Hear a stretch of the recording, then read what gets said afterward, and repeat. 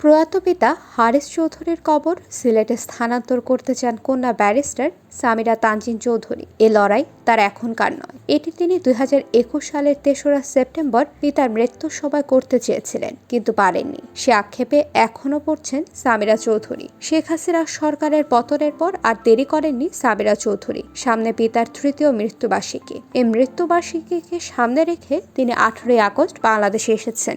এখন আর শেখ হাসিনার সরকার নেই, কঠিন মুহূর্তও নেই।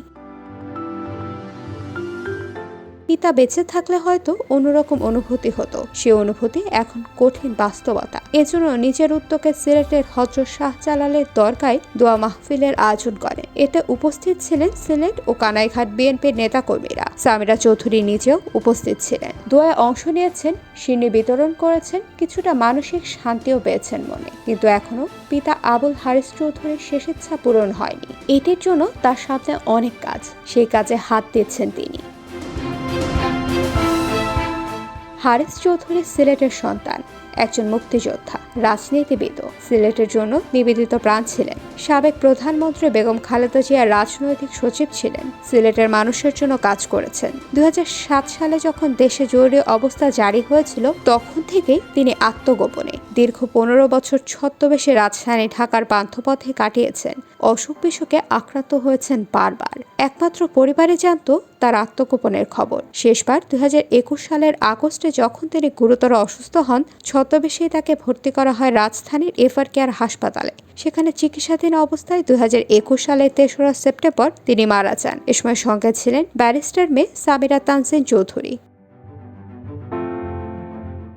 মৃত্যুর পর চেয়েছিলেন পিতার শেষ ইচ্ছা অনুযায়ী সিলেটের মাটিতে লাশ দাফন করতে। পরিস্থিতি অনুকূলে ছিল না। স্বজনরাও পাশ থেকে সরে যান। অনেকটা অসহায় হয়ে ঢাকার সাভারের একটি মাদ্রাসায় গোপনে দাফন করা হয় হারিস চৌধুরীর মরদেহ। পিতার মৃত্যুবার্ষিকী পালন করতে সিলেটে আসা মেয়ে সামিরা চৌধুরী বললেন, আর মাত্র 2টা বছর সময় পেলে বাবাকে হয়তো এভাবে মৃত্যুবরণ করতে হতো না। তখন সবাই ভিন্ন ছিল, কিছুই করতে পারেনি।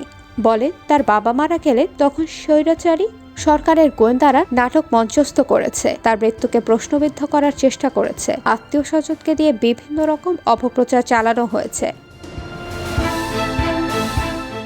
একজন মানুষকে বেঁচে থাকতে তার চরিত্র হনন, মিথ্যা মামলায় জর্জরিত করা সবই করা হয়েছে। তার জীবনের বড় একটা অংশ অত্যাচার ও নিপীড়নের মধ্য দিয়ে থাকতে হয়েছে। তার পরিবার বঞ্চিত ছিল, সব ধরনের মানবিক অধিকার থেকে তাকে বঞ্চিত করা হয়েছিল। সামিরা জানান, তার পিতার শেষ ইচ্ছে ছিল সিলেটে যেন তার দাফন হয়। তিনি এখন এটিই চান। এজন্য প্রক্রিয়া শুরু করা হয়েছে। আশা করছেন সফল হবে এবং অনুমতি পেলে সিলেটে এনে দাফন করা হবে।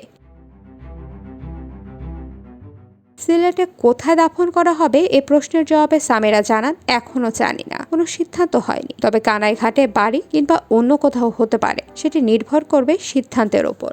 জানান, বিগত শেখ হাসিনা সরকার ব্যক্তিগতভাবে তার পিতার প্রতি প্রচন্ড হিংসাপরায়ণ ছিল, অথচ তিনি ছিলেন একজন মেধাবী রাজনীতিবিদ। কখনো কারো প্রতি তিনি অবিচার করেননি। তার বিনয় আচরণ ভালো ছিল।